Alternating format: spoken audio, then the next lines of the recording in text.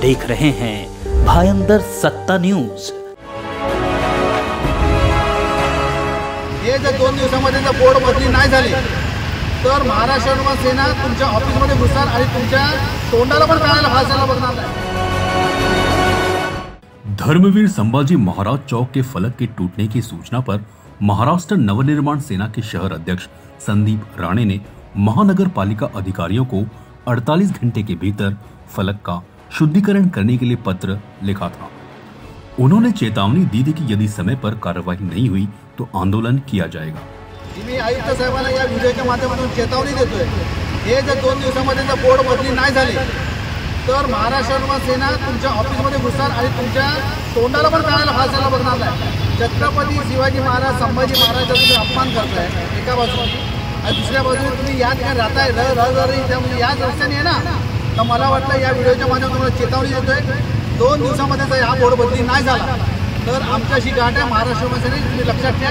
परत एकदा तुम्हाला विनंती करतोय आणि चेतावनी देतोय। मनसे की इस सूचना पर त्वरित दखल लेते हुए मीरा भाईंदर महानगर पालिका ने 48 घंटे के भीतर फलक को सुधार कर कन्हैया स्थित संभाजी महाराज चौक पर पुनः स्थापित कर दिया।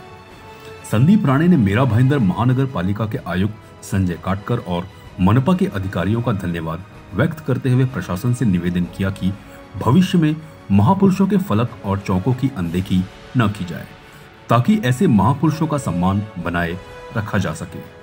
2 दिवसापूर्वी कनकिया रोड या ठिकाणी छत्रपती संभाजी महाराज चौक या ठिकाणी त्यांच्या नावाचा जो फलक होता त्याचं विटंबना झालेली, फाटलेला आणि एक बोर्ड पडलेला। त्या संदर्भात मला एक मुस्लिम पत्रकार यांनी मला माहिती दिल्याबरोबर ताबडतोब त्या ठिकाणी मी पोहोचलो आणि त्या ठिकाणी बातमी केलेली आणि आयुक्तांना मी चेतावणी दिलेली की 48 तासामध्ये जर हा बोर्ड बदली नाही झाला तर ह्याचं परिणाम फार वाईट होतील आणि महाराष्ट्र नवनिर्माण सेना तुमची गाडी अडून आणि तुम्हाला त्याचा जाब विचारण्यात येईल, या पद्धतीची बातमी आम्ही केलेली।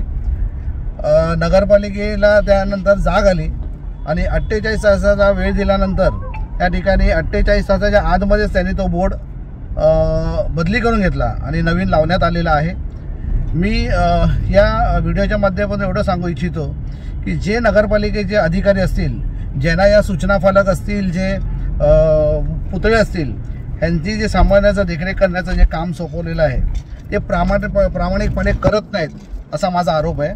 तर आयुक्त साहेबांना मी सर्वप्रथम धन्यवाद मानतो की त्यांनी त्या ठिकाणी बोर्ड बदली करण्यात आला त्यांच्या वतीने आणि ह्यानंतर सुद्धा कुठलीही विटंबना होणार नाही याची पण काळजी घेण्यात यावी, कारण जेणेकरून जे मालवणमध्ये प्रकार घडला तो या ठिकाणी घडू नये ही आमची प्रामाणिक इच्छा आहे।